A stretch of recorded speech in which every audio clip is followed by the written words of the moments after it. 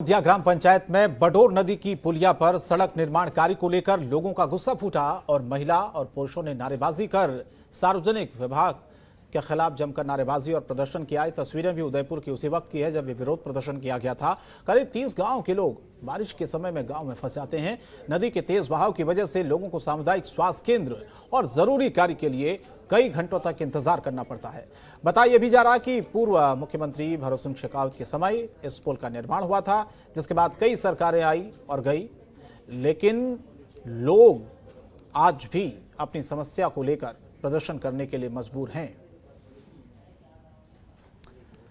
तो बारिश के समय में नदी उफान पर रहती है, कई घंटों तक लोगों को इंतजार करना पड़ता है। जिला मुख्यालय से सीधा जोड़ने वाली सड़क मुगाना से लोदिया, शंकरगंज, कोतवाल, प्रतापगढ़ जाने वाली यह सड़क है। लोगों का यह कहना है कि विकास के नाम से क्षेत्र को कुछ भी नहीं मिला है। पूर्व मुख्यमंत्री भरोत सिंह शेखावत के बाद किसी मंत्री या विधायक ने इस बडोर नदी पुल की तरफ मुड़कर नहीं देखा। सड़कों की हालत देखी जाए तो सबसे ज्यादा यहां की सड़कें आपको बदहाल दिखेंगी।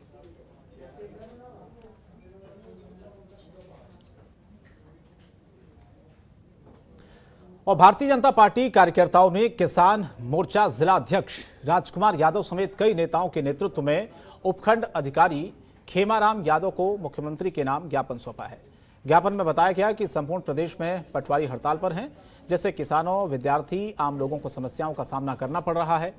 कोविड काल में कृषि घरेलू बिल सरकार माफ करें, साथ ही प्रदेश की कानून व्यवस्था में सुधार की मांग की गई है। इस मौके पर किसान मोर्चा के जिला मंत्री भूम सिंह सैनी, रामेश्वर सैनी के साथ कई लोग मौजूद थे।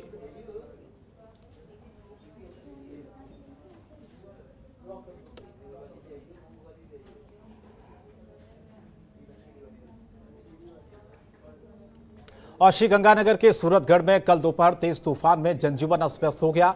तो वहीं तेज आंधी से विजिबिलिटी कम होने के बाद वाहन चालकों को भारी परेशानी का सामना करना पड़ा। लगातार 2 घंटे तक तेज धूल भरी आंधी तूफान आया।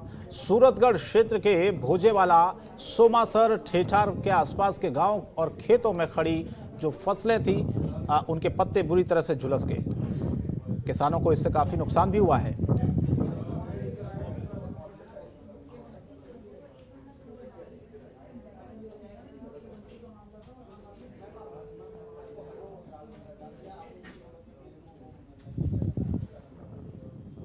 तो आंधी आई, आंधी के बाद फसलों को नुकसान पहुंचा है। खेतों में जो खड़ी फसल थी उनके पत्ते किस तरह से आप देखिए खराब हो गए हैं।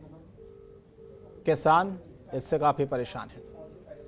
और अनूपगढ़ में बिक रहे अवैध नशे की वजह से आए दिन राहगीरों से लूट और मारपीट की खबरें सामने आती रही है। शहर में बिक रहे चीटा और मेडिकल नशे के खिलाफ युवा कांग्रेस के नेतृत्व में शहर के कई लोगों ने अनूपगढ़ थाना प्रभारी सुरेंद्र पुनिया को एक मांग पत्र सौंपा है। युवा कांग्रेस विधानसभा अनूपगढ़ के अध्यक्ष साहिल कामरा ने थाना प्रभारी को ज्ञापन सौंपकर अवैध नशे का कारोबार करने वालों के खिलाफ कार्रवाई की मांग करते हुए कहा कि शहर में हर चौक चौराहों पर नशे का कारोबार करने वाले लोग मिल जाएंगे, जिसमें छोटे बच्चे और युवाओं का भविष्य खतरे में है। आज शहर का हर माता पिता को बच्चों की चिंता सता रही है, कहीं उनका बच्चा चिटा या मेडिकल नशे की चपेट में तो नहीं आ गया है।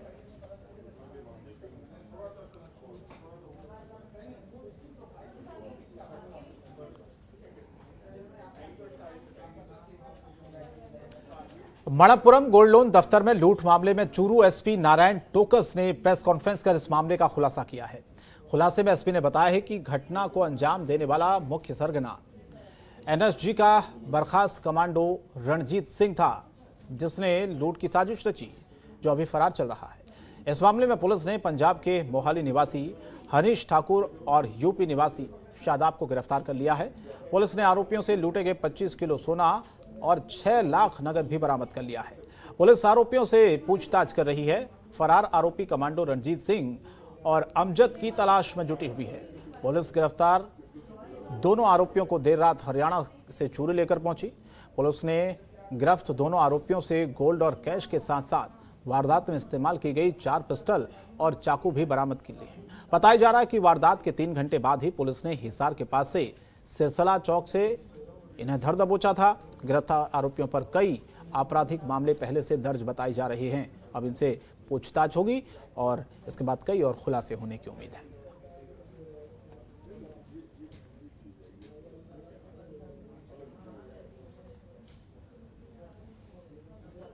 उदयपुर के पनरवा थाना पुलिस ने अवैध शराब पर कार्रवाई को अंजाम दिया है। थाना पुलिस ने घर में दबिश देकर 24 कार्टन शराब बरामद की है, जिसकी कीमत करीब 2.5 लाख रुपए बताई जा रही है। दरअसल पुलिस को सूचना मिली थी कि एक व्यक्ति ने घर में अवैध रूप से शराब का स्टॉक कर रखा है, उसे जल्द ही वो बेचने वाला भी है।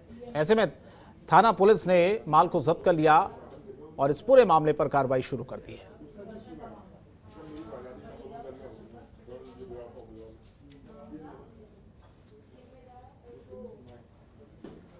और सिरोही जिले के सिंदरत टोल प्लाजा के साथ सुबह एक दर्दनाक हादसा हो गया। टोल नाके के पास से असंतुलित होकर पलटे टैंकर में आग लग गई। टैंकर धूं कर जलने लगा। घटना की सूचना मिलते ही पुलिस मौके पर पहुंची। फायर ब्रिगेड की मदद से आग बुझाने की कोशिश की गई, लेकिन आग इतनी तेज थी कि जब तक आग पर काबू पाया जाता, चालक जिंदा जल गया था। घटना को देखते हुए यातायात को रोका गया। करीब 2 किलोमीटर तक यहां पर लंबा जाम लग गया। कड़ी मशक्कत के बाद आग पर काबू पाया गया, तब जाकर टैंक पूरे मामले पर जो स्थिति थी उसको साफ किया गया, क्योंकि लगातार जिस तरह से यहां पर अचानक से इस टैंकर में आग लग गई, चालक जलकर उसकी मौत हो गई इसी में। लेकिन घटना के मौके पर जब अधिकारी पहुंचे और साथ ही साथ उन्होंने इस घटना की जानकारी ली कि आखिर यह हादसा किस वजह से हुआ है, लेकिन जब तक फायर ब्रिगेड की गाड़ियां वहां पर पहुंचती तब तक काफी देर हो चुकी थी। सिरोही की यह तस्वीर है, आप देखिए। जबरदस्त तरीके से इस टैंकर में पूरी तरह से टैंकर पलटा, केमिकल से भरा हुआ था ये, और इसमें आग लग गई।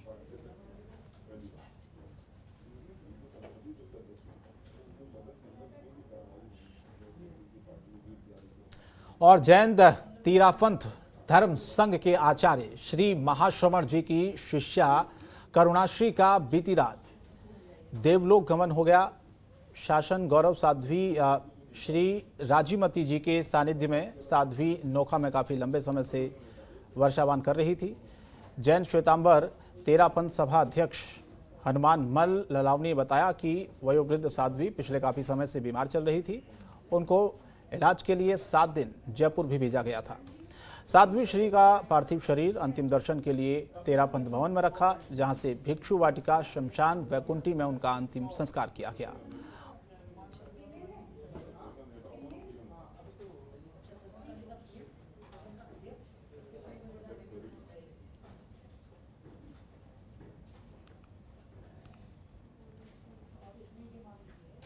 और नौहर क्षेत्र के गांव बरवाली में कथित रूप से इंदिरा आवास तोड़ने और अतिक्रमण हटाने के मामले में विरोध के चलते पीड़ित परिवार ने रामगढ़ उप तहसील के आगे आमरण अनशन शुरू किया है।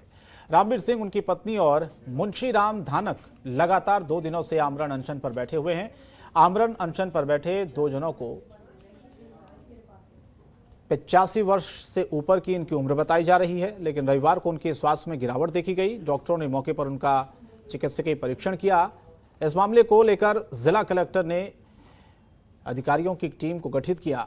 रामगढ़ उप तहसील के आगे चल रहे धरना स्थल पर वो टीम पहुंची। टीम ने मौके पर पीड़ित परिवार के लोगों और संघर्ष समिति के पदाधिकारियों से बातचीत की। करीब 6 घंटे तक चली बात के तहत प्रत्येक बिंदु पर चर्चा की गई और कुछ मांगों पर सहमति बनी, जिसके बाद अधिकारियों की टीम ने बरवाली गांव में जाकर मौके की स्थिति का जायजा लिया।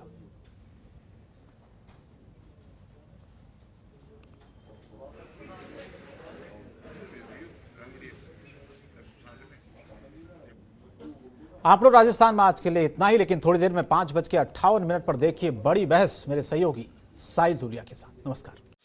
खबरों के निष्पक्ष विश्लेषण के लिए सब्सक्राइब करें Jantantra TV and press the bell icon. Never miss any update.